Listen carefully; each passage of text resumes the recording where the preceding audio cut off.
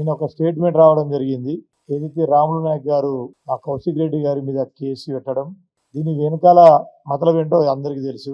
అది రాములు నాయక్ పెట్టినట్టు లేదు. గత నెల ముందు చేసినటువంటి వ్యాఖ్యలు ఏదైతే ఉందో, మా కౌశిక్ రెడ్డి గారు ఏం వ్యాఖ్యలు చేశారు, రాములు నాయక్ గారు మన డాక్టర్ ఇన్లా గారు ఆమెకి ఎంత మార్కులు వచ్చింది, ఆమె ఏ విధంగా సెలెక్ట్ అయిందని చెప్పేసి అడిగారు. దాంట్లో తప్పేముంది? ఈ ప్రజాస్వామ్యంలో ప్రతి ఒక్కడికి అడిగే హక్కు ఉంటుంది. దానివల్ల కౌశిక్ రెడ్డి గారు అడిగింది. ఏదైతే గ్రూప్ వన్లలో అవగతాలు జరిగినాయి, పేపర్లు సరిగా దిద్దలేదని చెప్పేసి విద్యార్థులే రోడ్డు ఎక్కినటువంటి విషయం అందరికీ తెలుసు. దాని మీద మాట్లాడినటువంటి కౌశిక్ రెడ్డి మీద రాములు నాయక్ తోటి బలవంతంగా, ఆ రాములు నాయక్ పెట్టలేదు, ఆయనకు పార్టీ పెద్దలు కానీ ముఖ్యమంత్రి కానీ బలవంతంగా ఆయనతో కేసు పెట్టడం జరిగింది. మా నాయకుడు కేటీఆర్ గారు మాట్లాడితే కూడా కేసులు, మాజీ మంత్రి అయినటువంటి హరీష్ అన్న మాట్లాడితే కేసులు, అదేవిధంగా మా ఎమ్మెల్యేలు మాట్లాడితే కేసులు. మరి మేము మాట్లాడాలన్న భయం అనిపిస్తుంది, ఎక్కడ కేసు పెడతారో అని చెప్పేసి. ఈ విధంగా ఈ పరిస్థితి ఈ రాష్ట్రంలో ఈ కాంగ్రెస్ పాలనలో జరుగుతూ ఉన్నది. నిన్న ముఖ్యమంత్రి గారు పెద్ద పెద్ద మాటలు మాట్లాడిండు. ఏమని? ప్రతిపక్షం బలంగా ఉంటేనే ప్రభుత్వం మంచిగా నడుస్తుందని. మేము బలంగా మాట్లాడితేనే కాదు బలంగా కేసులు పెడతా ఉన్నావు.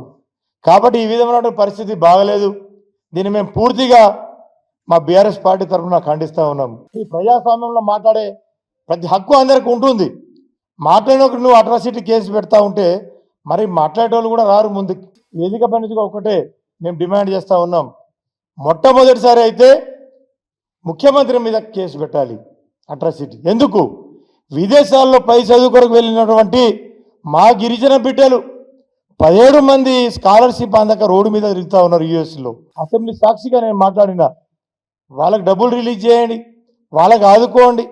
వాళ్ళు జీతం లెక్క అక్కడ పని చేసుకుందామన్న ఏ పని దొరకలేదు అమెరికాలో. వాళ్ళకి డబ్బులు రిలీజ్ చేయని చెప్తే ఇప్పటివరకు కూడా 17 మంది పిల్లలు అక్కడ రోడ్డు మీద పడ్డరు. రోజు మాకు ఫోన్లు చేస్తూ ఉన్నాం. కాబట్టి ముందుగా ముఖ్యమంత్రి గారే దీని బాధ్యత వహించాలి. కాబట్టి మొట్టమొదటిగా అట్రాసిటీ కేసు ఈ రేవంత్ రెడ్డి గారి మీద పెట్టాలని చెప్పేసి కూడా ఈ సందర్భంగా మేము తెలియజేసుకుంటున్నాం. అదేవిధంగా ఇప్పటివరకు ట్రైబల్ మినిస్టర్ కూడా ఇవ్వలేదు. మీరు ట్రైబల్ మీద మీకు ఎంత పక్షపాత వైఖరి ఉందో దీని మీద అర్థం అవుతా ఉన్నది. కాబట్టి ఇప్పటివరకు కూడా ముఖ్యమంత్రి గారు ట్రైబల్ మినిస్టర్ గారు పెట్టలేదు. కాబట్టి ఫస్ట్ మీ మీద అట్రాసిటీ కేసు పెట్టాలని చెప్పేసి కూడా మేము ఈ వేదిక పైన డిమాండ్ చేస్తున్నాము. ఇంకోది ఏంది, ఎన్నికల సమయంలో కొడంగల్లో మీరు బహిరంగంగా స్పీచ్లో చెప్పారు. ఏమని? ఈ గిరిజనులకు ఒక సారా సీసా, ఒక బిర్యానీ ఇస్తే ఓట్లు ఇస్తారని చెప్పారు. కాబట్టి బాధ్యత వహించి మొట్టమొదటిగా మీ మీదనే అట్రాసిటీ కేసు బుక్ చేయాలి అని చెప్పేసి కూడా ఈ సందర్భంగా నేను డిమాండ్ చేస్తూ ఉన్నాము. ఇంకోటి ఏంది, ఈ ఆఖరిసారిగా మొన్న సీఎం గారు మాట్లాడుతూ ఉన్నారు. ఏమని? బీఆర్ఎస్ పార్టీకి దళితుడిని అధ్యక్షుడు చేస్తే బాగుంటుందని చెప్పేసి. మరి మేము కూడా ఈ వేదిక పైన డిమాండ్ చేస్తూ ఉన్నాం. ఫస్ట్ నువ్వు భట్టి విక్రమార్క ముఖ్యమంత్రి చేయి, దాని మీద నీతులు మాట్లాడాలని చెప్పేసి కూడా ఈ సందర్భంగా మేము డిమాండ్ చేస్తూ ఉన్నాం. కాబట్టి ఇవన్నీ ఫస్ట్ మీరు ఏదైనా కానీ మీరు మాట్లాడే ముందు వెనకాల ఏముందని చెప్పేసి ఆలోచించి మాట్లాడాలని చెప్పేసి కూడా తెలుసుకుంటూ, ఈ అనవసరంగా ప్రతి ఒక్కరి మీద మాట్లాడేటోళ్ళ మీద అట్రాసిటీ కేసు బుక్ చేయడం ఈ పద్ధతి కాదు, సరైన పద్ధతి కాదని చెప్పేసి కూడా ఈ సందర్భంగా తెలియజేసుకుంటాం.